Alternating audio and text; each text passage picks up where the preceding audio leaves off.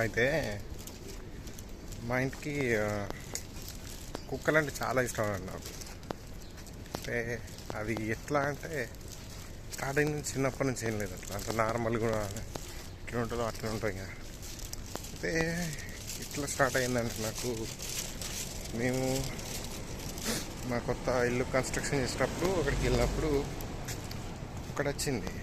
అది నేను ఇల్లుకి వాటర్ పడతాం కదా కట్టినప్పుడు గోడలకి, మోటార్ స్టార్ట్ చేసేటప్పుడు అది వచ్చి మీదికి వచ్చింది.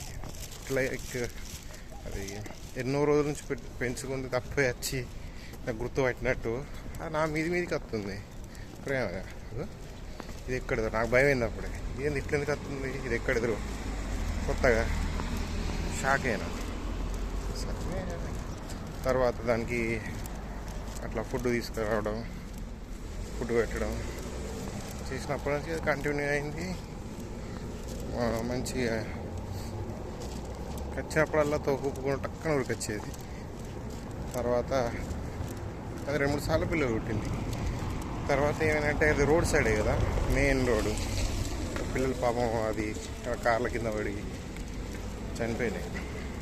అయితే ఒక్కరోజు ఏం చేసినా అంటే మంచి క్యూట్ ఉన్నాయి అన్నట్టు 2 పిల్లలు. వేరే కుక్క కూడా వచ్చింది, అది కూడా 2 పిల్లలు. అది పెట్టినప్పుడు 2 పెట్టింది. పిల్లలు ఉన్నాయి, మంచి క్యూట్ ఉన్నాయి. అక్కడ తీసుకుపోయి పెంచుకుందాం అక్కడ ఎందుకని బైక్ మీద తీసుకెళ్ళినాక అది అసలు టార్చర్ చూపించింది ఒక్కరోజు. అయితే ఎందుకు తీసుకొచ్చినావు, వేరే కుక్కలు దాన్ని ఖర్చు చంపెత్తాయి అని అదిసరికి అది బయట మంచిగా పొద్దున్న స్థాయించింది, నైట్ మంచిగా వండుకున్నది. సరే ఇక మళ్ళీ దానికి ఏమన్నా అయితే మనసు మంచిగా అనిపోయేది ఇక, అనవసరంగా తీసుకొచ్చి దాన్ని చంపినట్టు ఉంటుంది. వేరే కుక్కలు వచ్చి చేసినాయి అంటే అది దాన్ని బతకని అని మళ్ళీ రిటర్న్ తీసుకుపోయి అక్కడికి తీసుకొచ్చి అవి కూడా ఏమైందంటే ఒకసారి అది కొంచెం పెద్ద అయినాక ఏమైందంటే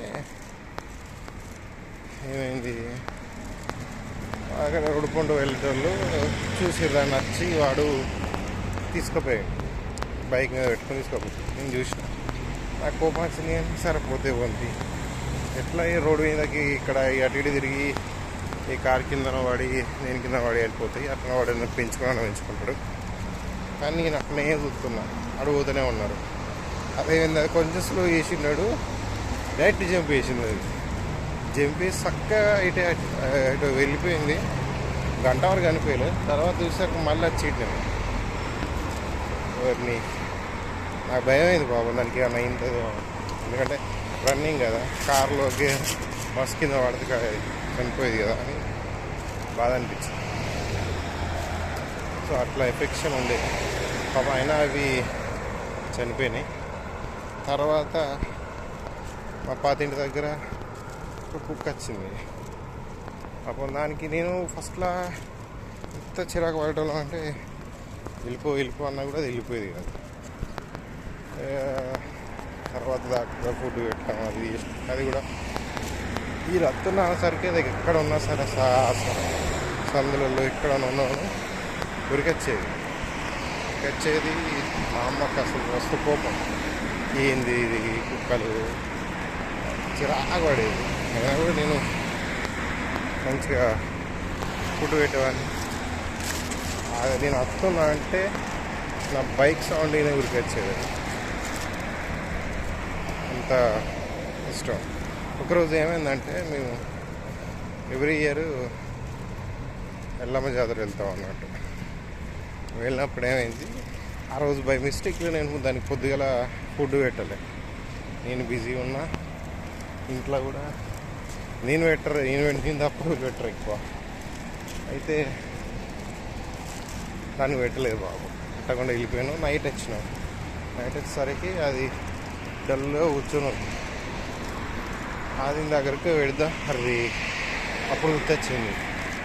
అంటే నార్మల్గా చూస్తే ఇట్లా తూపు ఊపుతుంది అన్నట్టు, దగ్గరికి వస్తుంది, లేచేది ఇదేంటి సడన్గా అత్తలేదు ఇలా ఉందనేసరికి అది ఎంత మాట్లాడించినా ఎంత వేసినా కూడా అట్లనే సైలెంట్గా అలిగితే ఎట్లుంటుందో ఏం అట్లా అలిగింది.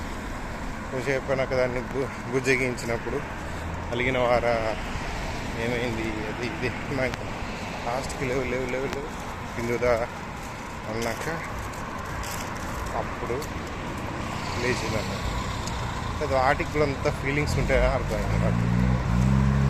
అంటే అవి కూడా మనల్ని ఎంత ప్రాణంగా వేస్తుంది. ఫుడ్ పెడుతున్నా ఫుడ్ పెట్టాలి కదా కాదు, నన్ను పట్టించుకుంటలేవా నువ్వు అని నాకు అప్పుడు అర్థమైంది. మనుషులకు అంత వాల్యూ ఇచ్చి మనం వాళ్ళ కోసం అంత ఫీల్ అవ్వడం కన్నా వీటికి వాల్యూ ఇస్తానే కదా అని. సో అది ఎక్స్పీరియన్స్.